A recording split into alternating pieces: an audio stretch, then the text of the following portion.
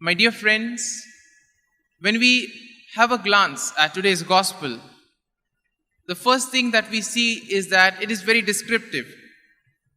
She ran, referring to Mary Magdalene, then the disciple whom he loved.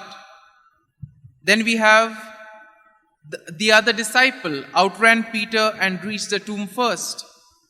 He stooped in. And therefore you see that the whole gospel is very descriptive and in itself contains many emotions. Now, to understand this gospel passage, we need to go back to the events that happened in the last 3 days.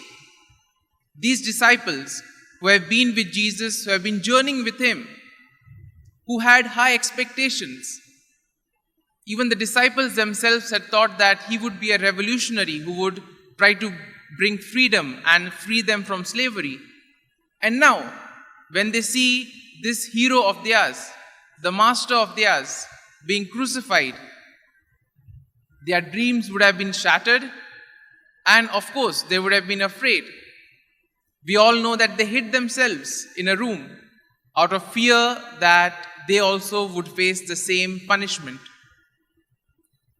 But then, on the other hand, we see that the experience or the very hope of encountering the risen Lord gives them a lot of energy and strength, and we see that they are able to do many things. Now, let me illustrate this with an example. In our own lives, we would have seen that when we really work hard for something, we can truly enjoy the fruit of the hard work. For example, if there is a race and the person who is in the lead, suppose if he gets a cramp and is not able to finish, the one who is second wins the race. But at that same moment, though he may be happy, he may not be fully contented. But on the other hand, if this person who is in the second place had to overtake the person in the first place, then his joy will be even more because he has earned it. And the same thing goes with Lent. 40 days have been given for us to look into our lives, to introspect, to look at the areas where we need to grow. And if truly we have used this time wisely, today we can rejoice in the risen Lord. That is why you see the disciples who were afraid, who hid themselves, once they encountered the risen Lord, they went miles away, preaching the good news. They were even ready to face death. Today's first reading tells us how St. Peter, the one who denied Jesus 3 times, goes and preaches the good news to the people.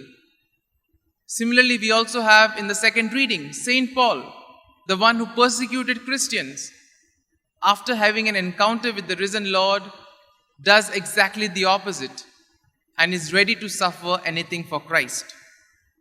My dear friends, all of us have our own shortcomings, all of us have weaknesses, and we are aware of it. And therefore, it is only when we accept and deal with them that truly we can be reconciled to ourselves and we can also have an experience of the risen Lord.